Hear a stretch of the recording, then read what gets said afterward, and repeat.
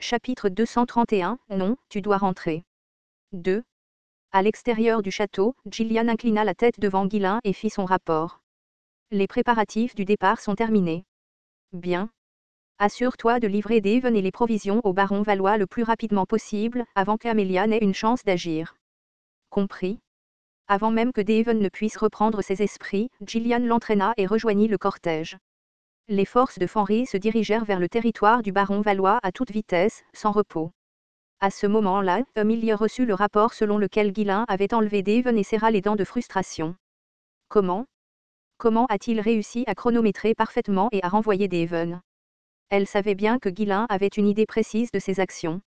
Lorsqu'il lui avait extorqué 20 000 pièces d'or dans le passé, cela n'avait pas semblé être une simple supposition ou un pari aléatoire.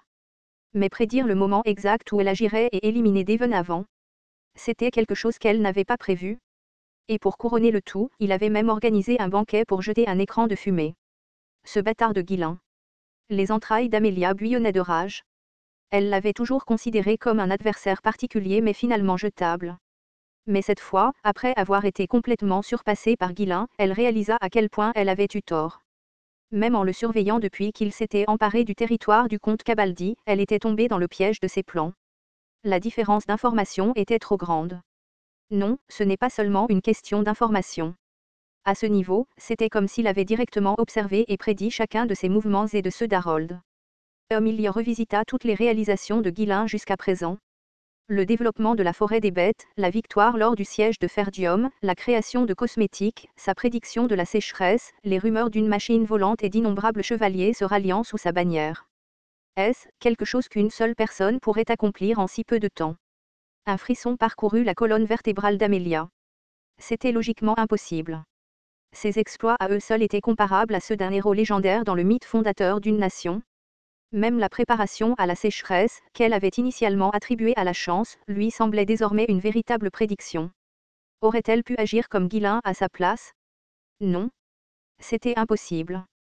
Cela nécessiterait des connaissances et une expérience extraordinaires. En plus de cela, une intuition presque surnaturelle et beaucoup de chance. Crac. Ses dents grinçaient inconsciemment. Un étrange sentiment de défaite l'envahit. Elle était furieuse à l'idée que Ghislain avait prévu et contré chacun de ses mouvements. Mais ce n'était pas le moment de s'attarder sur de tels sentiments. Ce qui est fait est fait. Il ne sert à rien de regretter le passé. Je dois juste régler mes comptes. Réfléchis. Qu'est-ce que ce bâtard prévoit de faire ensuite? Ce n'est pas un adversaire ordinaire. Je dois prédire ses actions. Si j'étais Ghislain, comment exploiterais-je cette situation? Une fois qu'elle aurait pleinement pris le contrôle de Répoldé, elle devait s'unir à Harold pour attaquer Ghislain. Après tout, Ghislain était actuellement le plus grand obstacle à la conquête du Nord par Harold. Ghislain s'y attendrait sûrement.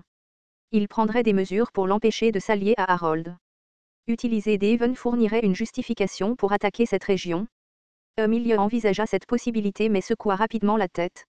C'était le même homme qui avait extorqué 20 000 pièces d'or en menaçant sa fiancée. Quelqu'un comme lui accepterait-il les pertes qu'implique le déploiement de ses propres forces? Absolument pas. Dans ce cas, il n'y avait qu'une seule réponse. Il confierait Devon à quelqu'un capable de s'opposer à elle. Apportez-moi une carte. Maintenant. Chouac. Les yeux d'Amelia scrutèrent les régions entourant Répoldé à la vitesse de l'éclair. Des 7 baronnies, elle avait déjà obtenu la loyauté de 4 par un mélange de coercition et de persuasion. Il n'en restait que 3. L'esprit d'Amelia s'emballa. Où est-il? Où pourrait-il être? Le fait qu'il ait enlevé l'héritier signifiait qu'il avait l'intention de déclencher une guerre civile à Répoldé. Son objectif était de l'attacher et de lui épuiser ses forces. C'était quelque chose qu'elle devait absolument empêcher. Pas celle-ci. L'une des 3 baronnies restantes était trop proche du château de Répoldé et n'avait pas la force nécessaire pour assurer la sécurité de Devon. Il en restait 2. Toutes 2 étaient relativement éloignées de Répoldé. En fait, elles étaient plus proches du territoire du comte Cabaldi de Ghislain. Le regard d'Amelia se fixa sur un endroit précis de la carte tandis qu'elle se mordait les lèvres de frustration. La région la plus au sud de Répoldé, connue sous le nom de bouclier de Répoldé. Une terre gouvernée par un vassal fidèle et inébranlable de Répoldé. Baron Valois. Si elle était Ghislain, elle enverrait sans aucun doute Devon à cet endroit. Avec suffisamment de provisions pour résister à un conflit prolongé. Amelia fit un geste brusque vers Bernard et parla avec urgence. Formez immédiatement une équipe de poursuite et... Elle s'interrompit au milieu de sa phrase, serrant les dents. Ses poings serrés tremblaient légèrement. Il est déjà trop tard. Même si elle mobilisait des troupes maintenant, cela ne ferait aucune différence. Si Deven avait voyagé seul, il serait déjà en sécurité sur le territoire du baron Valois. Envoyer des forces maintenant serait inutile. S'il avait voyagé avec des provisions, elles ne seraient peut-être pas encore arrivées, mais les troupes qui l'accompagneraient seraient suffisamment importantes pour rendre inefficace une équipe assemblée à la hâte. Son adversaire avait été minutieusement préparé et avait délibéré dans ses actions. Se précipiter maintenant ne mènerait qu'à l'échec. Le Guilin qu'elle avait appris à connaître n'était plus un ennemi à sous-estimer.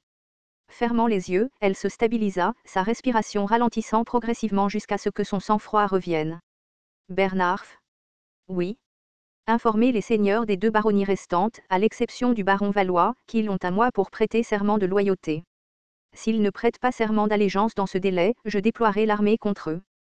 Et le baron Valois. Il ne sert à rien de le contacter. Commencez à préparer immédiatement un assaut.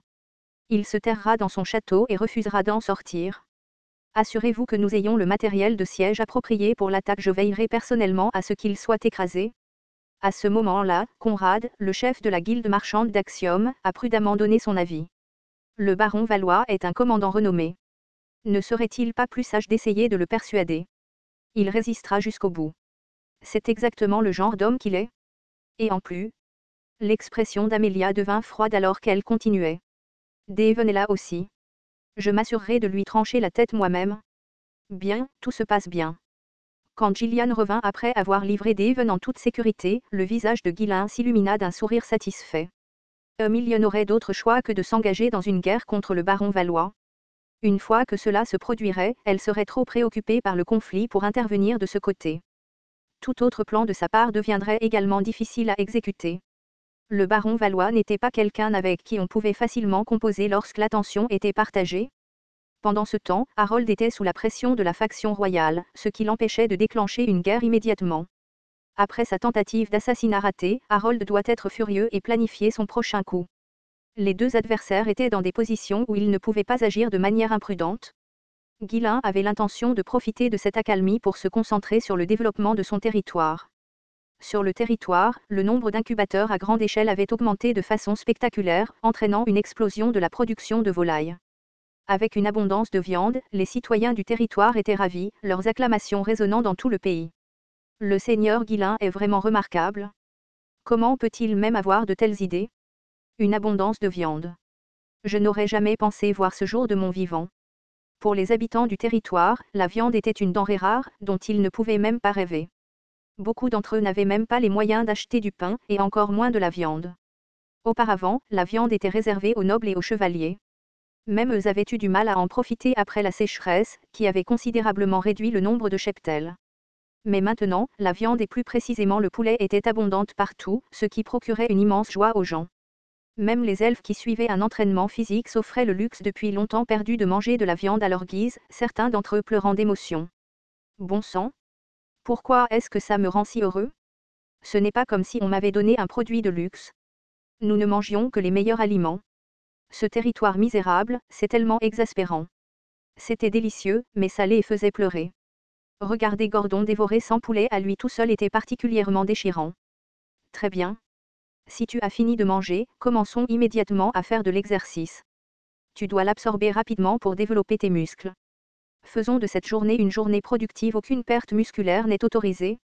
À la proclamation presque inhumaine de Gordon, les elfes fermèrent les yeux de désespoir. Je vais vomir, bâtard. Est-ce qu'on peut faire de l'exercice comme des gens normaux? Ah, une autre journée d'enfer commence. Comme les elfes l'avaient prédit, Ascon, le maître de la gestion de la colère, se leva d'un bond et éclata de rage. Idiot! Tu ne sais pas que la digestion ralentit avec l'âge. Tu crois que l'estomac de tout le monde est aussi imprudent que le tien? Fidèle à sa réputation, Ascon était exceptionnellement perspicace quant à savoir qui méritait sa colère et qui ne la méritait pas. Le seigneur fou, le joli prêtre, le majordome en chef harcelant, la servante sorcière, le meilleur ancien et l'ancien harcelant. Tant que je les évite, je vais bien. À part eux, Ascon lançait des insultes à tout le monde sans retenue. Surtout à Kea, dont les réactions étaient particulièrement satisfaisantes à chaque fois qu'il était insulté. Comme Keo ne pouvait pas riposter en le tuant, il se mettait souvent en colère, ce qui en faisait un spectacle divertissant. Pour être honnête, Ascon avait provoqué d'autres personnes, mais à chaque fois, il finissait par être invoqué par le Seigneur, où il faisait face à un véritable enfer. La dernière fois, même son arrière-grand-père et l'arbre du monde s'étaient joints à lui pour le saluer. Surtout ce soi-disant beau prêtre, Piotr, ou je ne sais quoi. Attendez, était-ce un homme ou une femme? De toute façon, je ne peux pas le déranger. Il semble être sous protection spéciale, même s'il était si amusant à insulter. Lorsque Piotr avait pleuré après avoir été insulté à plusieurs reprises, Ascon s'était presque retrouvé enterré vivant définitivement. Mais la personne qui se tenait devant lui maintenant, Gordon. Il était une cible facile. Si Ascon pouvait insulter que librement, Gordon n'était rien de plus qu'un petit déjeuner. En effet, Gordon, après avoir été agressé verbalement, s'était mordu la lèvre et tremblait de rage à peine contenue. Il ne pouvait pas le tuer. Il ne pouvait pas le blesser sérieusement. Au mieux, il pouvait lui asséner quelques coups, rien de plus. Mais Ascon avait un niveau de résilience presque suspect. Peu importe le nombre de fois où il était frappé, il se relevait et continuait à proférer des insultes. Plus Gordon écoutait, plus il devenait enragé. « Arrête de m'insulter. » À la fin, Gordon brandit à nouveau son poing. Ag. Ascon s'étala sur le sol mais ne cessa pas sa tirade. « La soupe de ta mère est la pire que j'ai jamais mangée. Je l'ai vomi, idiot. N'ose pas insulter ma mère, espèce d'elfe fou. » Le poing de Gordon se jeta à nouveau sur lui, mais les insultes d'Ascon ne faiblirent pas. Les elfes qui regardaient à proximité secouèrent la tête. Plus ce combat inutile se prolongeait, moins ils dormiraient, ce qui signifiait plus d'entraînement et d'épuisement plus tard. Dernièrement, les elfes avaient gagné en endurance en mangeant plus de viande, mais cela signifiait aussi que les pitreries d'Ascon duraient plus longtemps, rendant les choses tout aussi pénibles qu'avant. Grâce à l'abondance de viande, non seulement les elfes mais aussi ceux vivant près du château du Seigneur étaient devenus beaucoup plus sains. Cependant, les grands incubateurs n'étaient pas encore répartis sur tout le territoire.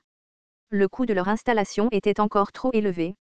Ils nécessitaient une quantité importante de matériaux, et leur construction ne pouvait se dérouler sans l'implication de mages, ce qui prenait un temps considérable. Et maintenant, des incubateurs similaires devaient également être construits à Ferdium. En conséquence, la distribution de grands incubateurs dans chaque village a dû être reportée. Pour l'instant, le plan consistait à produire des ressources dans les grandes villes et à les distribuer aux petits villages à partir de là.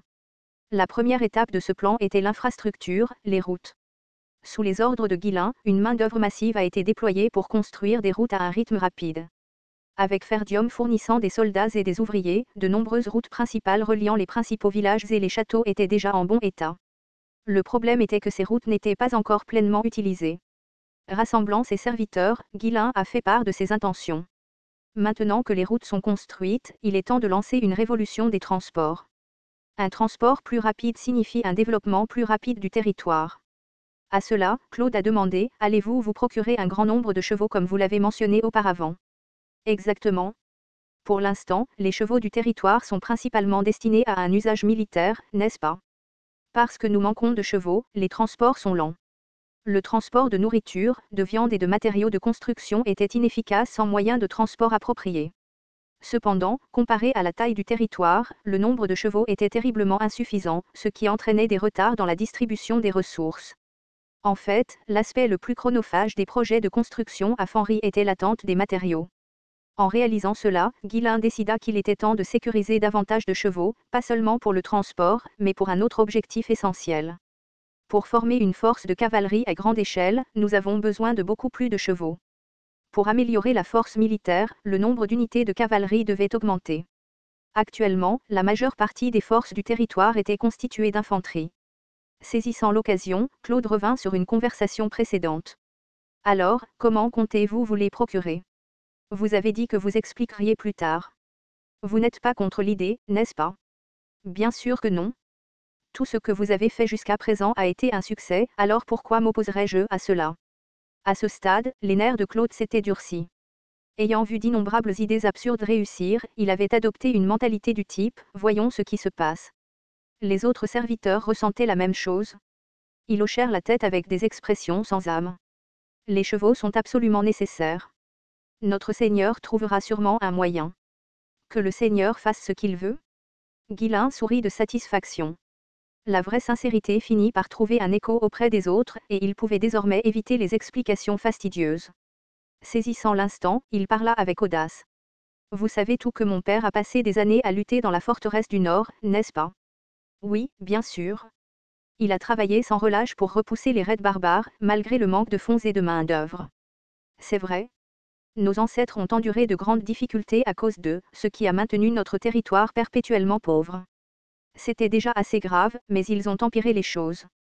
Les yeux de Claude se posèrent nerveusement. Il y avait quelque chose qui clochait. Pourquoi Guilain faisait-il un discours au lieu d'en venir au fait sur les chevaux? Le seigneur disait souvent des choses qui semblaient absurdes, mais qui se révélaient toujours cruciales par la suite. S'il devait se procurer des chevaux, cela menait-il à quelque chose de risqué? Comme Claude hésitait, Guilain laissa tomber son prochain ordre avec désinvolture. Préparer une expédition. Une expédition. Pourquoi? Qu'est-ce que cela a à voir avec le fait d'avoir des chevaux? L'expression de Guilain devint résolue alors qu'il expliquait. Je dois discipliner ces barbares. Pourquoi est-ce que ça doit être toi? Claude sentit sa tête tourner.